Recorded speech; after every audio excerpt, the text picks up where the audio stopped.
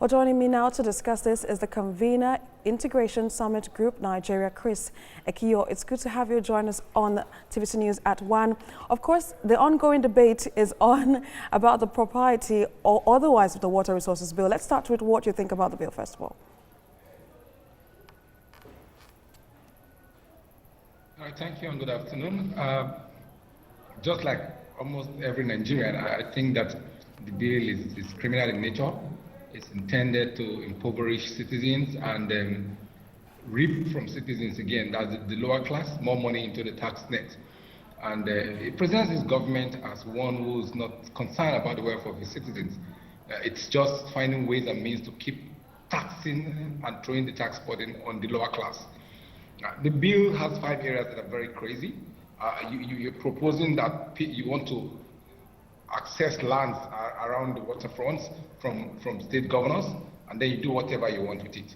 You're asking people who you have failed in your own capacity to provide water for to pay you for boreholes that they've struggled to drill. It is government's responsibility to provide potable water, good roads, and schools and health for citizens. The government everywhere in this country has failed to do that. And people have found ways and means to now help themselves to provide manageable, not healthy water in terms of water health standard, but drinkable water. And then you're saying that they will have to take a permit from you and pay you before they can drill borehole. So looking at the bill, it's draconian, and it's just like another Ruga bill. It's not.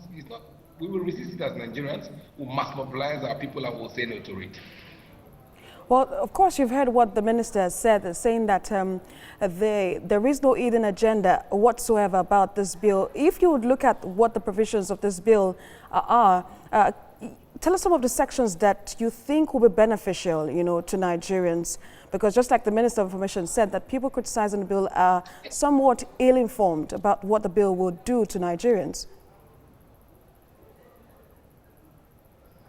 Yeah, there is no part of that bill that provides for, should I say, safety of the citizens.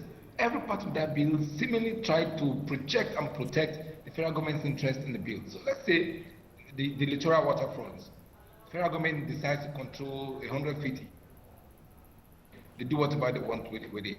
So the state governors have no say. You just wake up in the morning and the federal government have decided to do something on your state without talking to you because they now own that section. It's not acceptable. Let's say the one that I need to have water supply in my house. I can't get water from the public utility. And I make a borehole for myself and drill one. And you ask me to pay you for doing your job for you. If you look at the other end of the bill that directs people who have excess water, consume water to reduce, nobody has water enough. Nobody.